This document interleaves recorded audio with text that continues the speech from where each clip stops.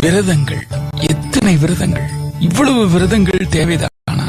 என்ன சொல்லுகிறார்கள் நம்முடைய ஆன்மீக பெரியோர்கள்? ஒவ்வொரு விரதத்திற்குமே ஒவ்வொரு பின்னணி இருக்கிறது என்கிறார்கள்.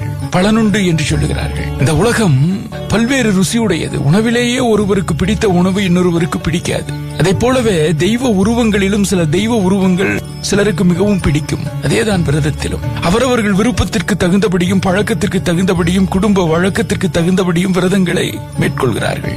சிலர் சில பலன்களை உத்தேசித்தும் விரதம் இருக்கிறார்கள். கிருத்திகை விரதம் இருக்கக்கூடிய சிலர் சதுர்த்தி விரதம் இருப்பது கிடையாது.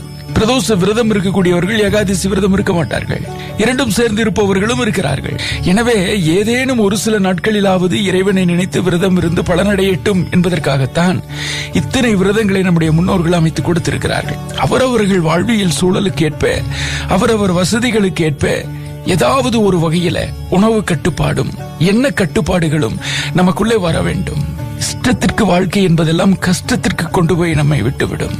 வாழுகின்ற வாழ்க்கையில ஒரு தெளிவும் நிம்மதியும் இருக்க வாழ்ந்தோம் என்று சொன்னால் வளர்ச்சியும் மகிழ்ச்சியும் கிடைக்க கூடும் என்பதற்காக விரதங்கள் என்று உணர்ந்தால் உயர்வான வாழ்வு வாழலாம். இன்றைய தமிழ் மதத்தில் திருமூலர் அருளிய திருமந்திரம், கத்தவும் வேண்டாம் கருத்தறிந்து ஆறினால் சத்தமும் வேண்டாம், சமாதியை கூடினால் சுத்தமும் வேண்டாம், துடக்கற்று நிற்றல் ஆள் சித்தமும் வேண்டாம், செயலற்று இருக்கிலே.